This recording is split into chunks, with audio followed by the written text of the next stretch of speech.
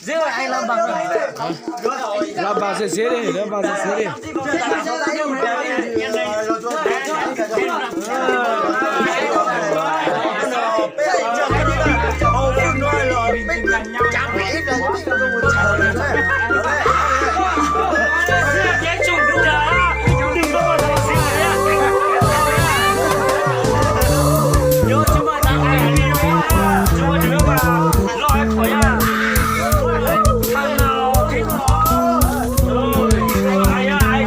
Được rồi.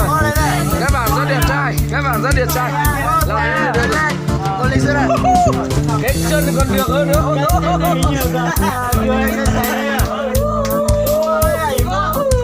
Cái chân đẹp trai hơn nữa.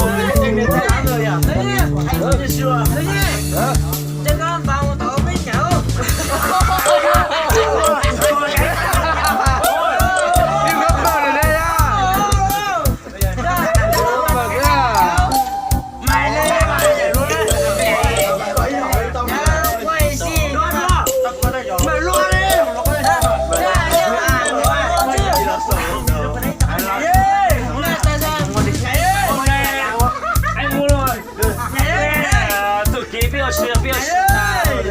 Trên lầu trên người ăn vào bị ăn thì không thể mua được đi.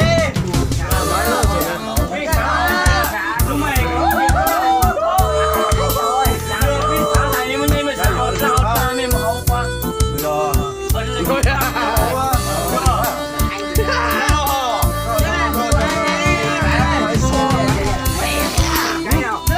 Tôi đồng chúa vậy.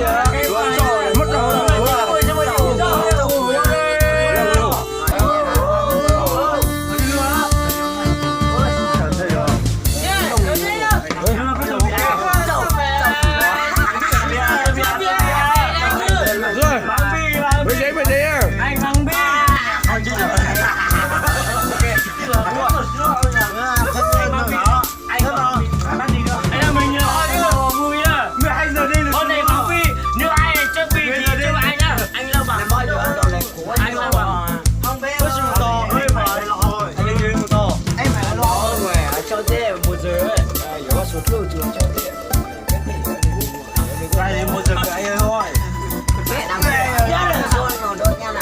Say rượu đâu đi được đâu.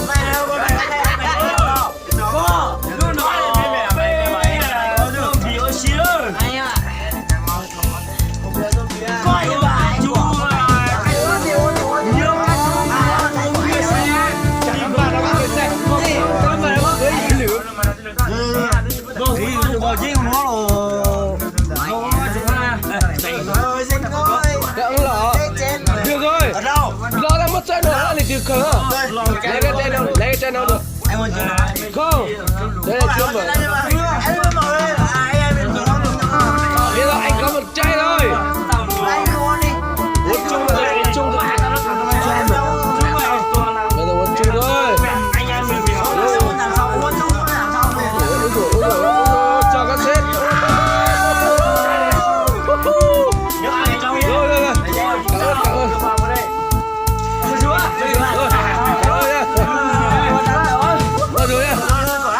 Sức khỏe nha, sức khỏe. Con chú ơi. Bác về thì các bạn nha. Uống lên, cùng nhau uống phát rồi, đẹp đi. Cùng nhau uống đi. Cùng nhau uống phát đi. Mẹ các con cùng nhau uống đây nào.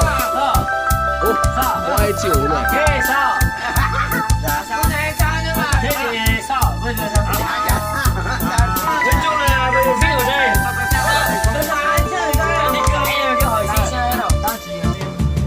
Chơi đi. Chúng mày không hỏi. Chúng mày cũng chả ai mà ngại. Không phải hỏi cái gì cứ chơi đấy.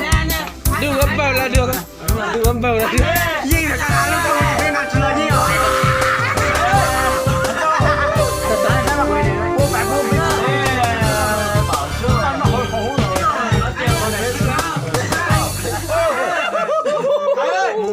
Hôm nay là anh em biết thừa. Đúng rồi.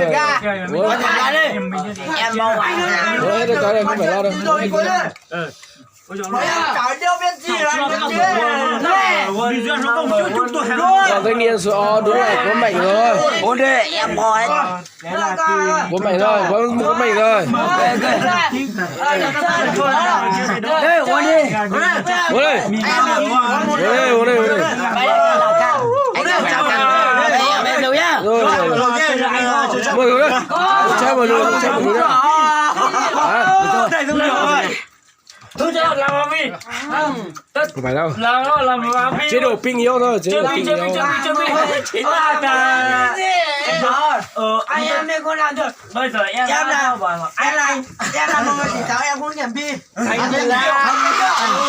lá chưa hết anh lá nhiều đấy anh lá nó coi anh sao rồi đó coi tôi gọi coi tao đã chưa我个别好一点，我在这门养孩子，然后我打人一样chưa？quên được không? Thì thích có chưa? Làm cải đây, làm được rồi. Để xuống rồi. Em là một người làm một con nữa. Anh lao cho họ hết. Nào mình chơi anh phải bắt em. Anh không